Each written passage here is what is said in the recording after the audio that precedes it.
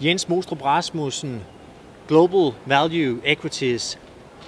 How has third quarter been for this fund? In general, we had a very good quarter, and looking at the year-to-date return, the fund is up more than 30% year-to-date. And looking compared to the benchmark, we are roughly 5% in front of the benchmark. Last time we met, the fund was up a bit more than 8%. So, general, very good quarter for us. Last quarter, you mentioned that the European holdings, they were performing very well. Is it also the case in this quarter? I think the picture is the same. The European part of our portfolio has really been sort of pulling the performance in the positive direction.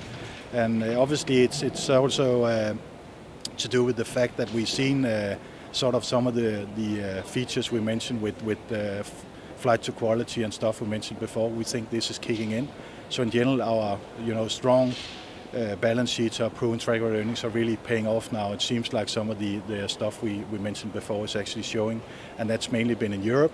So far, that's been contributing to our performance. US partly, and you can say that the part that really hasn't performed for us this quarter is more or less flat is Japan. This is due to the fact that we are in financials. It's also the fact exporters where they have been hurt by the strong yen that we've seen so far this year. This quarter, have you found any attractive new investment opportunities in the quarter? In general, there's been a lot of investment opportunities during 2010, and that's still the case. Looking at single sectors, I would say it's mainly not mainly, but we found value in retail sector and also in oil-related sectors, oil services. That's where we made quite a few investments. Looking at the regions, I would say where we find value now is very much in the US. You can say we have been underweight historically in the US. That's sort of a new trend in our fund that we are finding quality companies being priced down, like in the oil services. We all know all the fuss with BP and the aftermaths. Obviously, these stocks have been priced down, and obviously we found opportunity in sectors like that where we have good quality companies with good earnings potential and strong balance sheets. M&A activity is also important for value shares. Has there been any M&A activity in the quarter?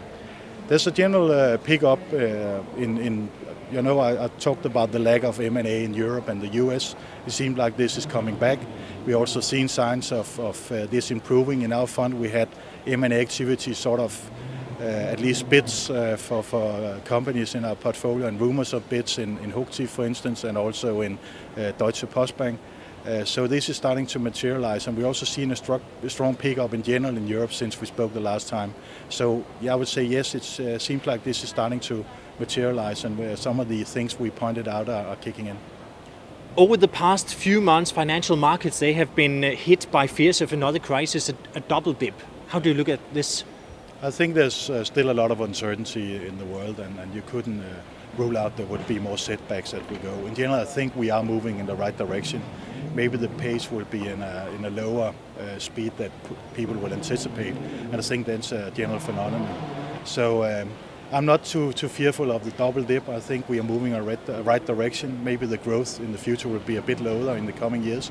I talked earlier about the deleveraging phase. I think that's still the name of the game, and this is what we're seeing.